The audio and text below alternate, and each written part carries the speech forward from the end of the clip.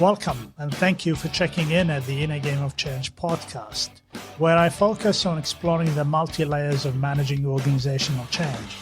My name is Lydia Moussa, and you're listening to the Inner Game of Change podcast. My guest today is Lydia Moussa, an author, global transformation consultant with a PhD in change implementation and the founder of the Change Hub. As an expert in change implementation, Lydia combines knowledge and evidence from her research to help business achieve successful human-centered transformational change. In this episode, as well as chatting about her upcoming book, Lydia and I chat about effective change implementation as key part of the change cycle to help business navigate through the change, often messy middle. I'm grateful to have Lydia chatting with me today. So Lydia, thank you so much for your time. I am very excited about meeting you today. We are going to talk about a couple of things, but fantastic to have you with me today, Lydia. Thank you for having me, Ali. It's a pleasure to be here. Thank you so much. So welcome to the Inner Game of Change podcast. But before we go into the topic, and today is going to be all about implementation. Before we dive into it, Lydia, it would be fantastic if you can introduce yourself to my listeners. Thank you, Ali. So my name is Lydia Moussa, and I am a change specialist.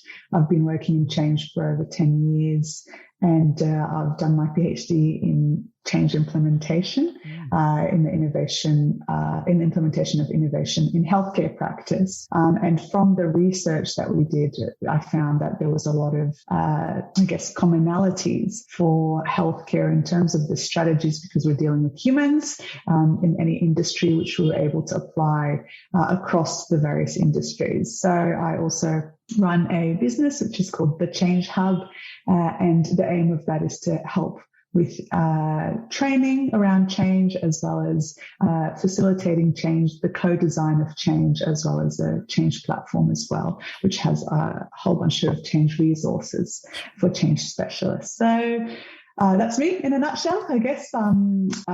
Change has been ingrained in me since a very young age. So I've moved across 4 different countries, 7 schools growing up, changed my career as well. And sometimes it wasn't that great, but eventually you learn to embrace it and look for the opportunities that it brings rather than just looking at what it takes away. So I've embraced it so much that I made a career out of it. Fantastic. I think we have a lot of in common because I'm a migrant as well. So I lived in many countries, and it definitely gives you a perspective about the uncertainty and the unknown can be far more exciting than the known. So, and we're talking about potential here. So well done, Lydia. And healthcare, what made you do your study on the healthcare sector? So my background before I got into change, I was a pharmacist once upon a time. So that after being in pharmacy for a little while, I got into change and facilitation in the healthcare industry because of pharmacy,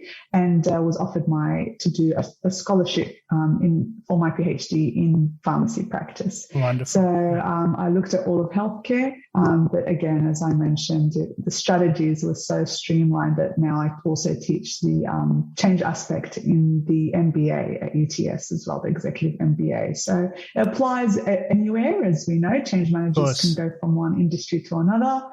So it was really interesting in healthcare because there are also some really key change barriers, implementation barriers in there. So it was really interesting to do it in healthcare and dive a bit deeper into the literature around information diffusion, change implementation science, and all of that. So it gave me a really good perspective and a different approach to traditional change management. Wonderful. I had a taste of working in the health sector and the aged care and retirement villages and home care services in one of my contracts with the clients. So very complicated world. Now, I want to ask you the first question. How important is the change implementation in a change cycle when we actually talk about change management? Yeah. So I guess when you look at change, it can start at any point. So what I've done through the research is looked at the different strategies and what actually works and what doesn't. And we did a data analytics around that. We did a quantitative and qualitative analysis of a 2-year study. Now, implementation is a very big word, and it encompasses a lot of things. So in implementation science, there are various areas within implementation science that we can look at. One part of those is to explore the existing change factors. Now, factors can be barriers or enablers. So, for example, let's say communication. You come in and you see that communication is actually really good in an organization. That becomes a change enabler. So you utilize the communication to help with the change. But other things you'll find that are actually barriers. So it could be leadership engagement and role modeling. It could be existing resources or processes and so on. So implementation encompasses so much. So there's the aspect of the exploration of those factors. There's also about establishing the correct strategies around those particular factors. So sometimes, unfortunately, what I see is that we'll go in and then a set of strategies is implemented regardless of the setting. Right? Yes. So you do this, and this. Unfortunately, that doesn't really work when there is so much complexity and variation from one, not just industry to another, but also one setting and one, for example, organization to another, even within the same industry. So what we often miss is that exploration of those particular factors associated with that setting. So once we explore that, and we also establish the strategies related to that, we also need that evaluation aspect. In the framework that we developed, those 3 areas are really critical for implementation. However, we also cannot exclude adoption. Adoption is at the heart of implementation. Yes. Unfortunately, again, we focus so much on implement, but we don't look at the adoption part as much. So adoption's at the heart. So in the framework that we've developed, again, so you have those 3 principles of implementation to explore, establish, and evaluate, but also then the adoption is at the heart and works all the way through those 3 areas, which is to engage, empower, and equip those stakeholders. And when we talk about engage, it's not just at the start and, you tell them and get their buy-in and then go. Yes. It's about continuous engagement throughout the entire change. And when we talk about empower, it's not just let's empower them to make the changes. No, it's actually empower them to plan for the changes and co-design the changes right from the start. Because if I'm empowered, then I'm more likely to adopt. And then also equipping. So we can't just engage and empower and say, all right, you guys go for it. We have to equip them with the capabilities and resources they require. You mentioned an important point. I think it was Dr. Fuda, who's actually Australian, who said, change is not the goal is the goal. And so the idea of implementing something that is not the goal is the adoption and what happens after the adoption. And that's what needs to go hand in hand, not just the implementation. The workplace nowadays is a complex setting. Implementation can be messy. How can we avoid this mess? What do we need to do? To be honest with you, we can't avoid the mess. We need to embrace the mess and unleash the mess, right? So I always use this analogy of a cupboard, right? A messy cupboard. We all have one of those cupboards at home. So a cupboard is messy and you walk past it and it irritates you every time, but you just leave it there because, it works, it holds things.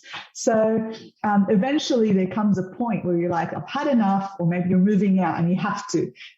So you go in and you have to fix this messy cupboard or take everything out. So the first thing that you do is you unleash the mess, right? You face it and you have to unleash it. You have to take it all out, all the expired stuff, all the useless things that have been there and broken things. You take it all out. If we don't do that, then we're just doing Band-Aid solutions. We're just shuffling things and hoping that it will work. But we know it's not really the greatest way of doing things. So I always say, unleash the chaos that comes with change, embrace it, navigate it, because only when we face it and understand it, then we can actually unleash a lot of the strengths that we have that we've kept hidden for so long. We also can unleash all of the mess that's contributing to potential toxicity or potentially the incorrect processes and the mindset that, kind of fixed mindset around doing things. So we have to unleash that mess, navigate it, which obviously takes a lot more time than those neat little Band-Aid solutions.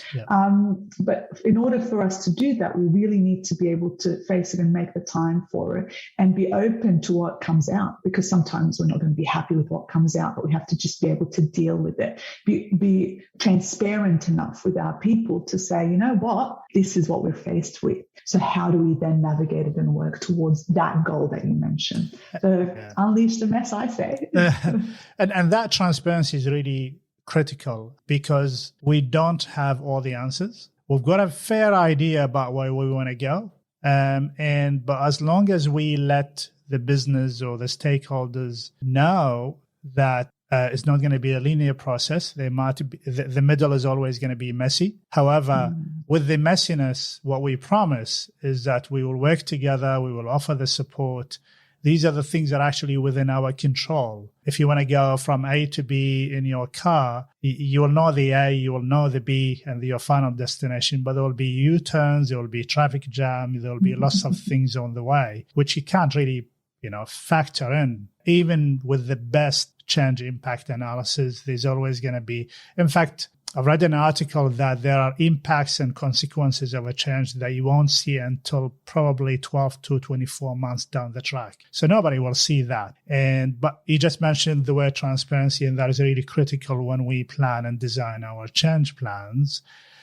As change practitioners, are we guilty of sometimes complicating things? I think we maybe put too many tables and fill out too many things. Yes.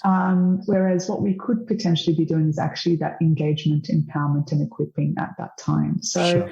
I think sometimes it's robotically done, to be honest. And this is something I've spoken to hundreds of change managers about.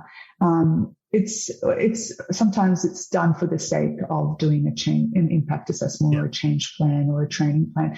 But what we often miss out on is the actual transformation aspect and really engaging people throughout that process. A lot of people feel that it is a tick box approach traditionally, and we need to move away from that really and actually start engaging with the people and truly understanding what those implementation factors are. And they won't be according to a 5-step model, like you said, or an 8-step model or a linear approach, because nothing about change is linear. Yes, So we can't go a step 1, step 2. We certainly need a framework to work with, because we need to have a systematic approach, but a framework that allows us to navigate the different complexities of all of those different settings that we go into. So this is why I always say, yes, have a framework, and we've got the framework, we've published the framework. However, it's about how you navigate that. That is different in every single scenario, and the outcome will be different in every scenario. Yep. So the barriers will be different. It's about tailoring it to that setting. Yeah, fantastic. It should be really about a purpose-driven activity or set of activities that will give you the richness and the insight that you need, so it can enable the business to move from A to B, rather than busy for the sake of and ticking, as you mentioned, ticking the boxes. So we need to tailor our approach based on the context and the environment as well, and that comes with experience sometimes, Lydia, and it also comes through listening to a podcast like this. Change has got many layers that we need to understand, and it's not a straightforward job. When you deal with process, business, and people, is quite complex, or it can be complex as well. I call it, we are in the change economy right now. Is everything about change? From your experience, what do we need to do to elevate the principle of that change management is key to a success of a project? And at the same time, there needs to be a level of patience around the implementation side of things. So we can't just say, go live and that's it and everything is done. What's your advice, or what's your insight based on your experience? So I guess it's around, have we actually properly engaged and empowered and equipped those that will be impacted by this change before we go live? And in doing so, when we do go live, I always like to say, instead of go live, it's go live it. Yeah, right. That's a good way of doing it, of saying it. Right, yes. right. Yeah.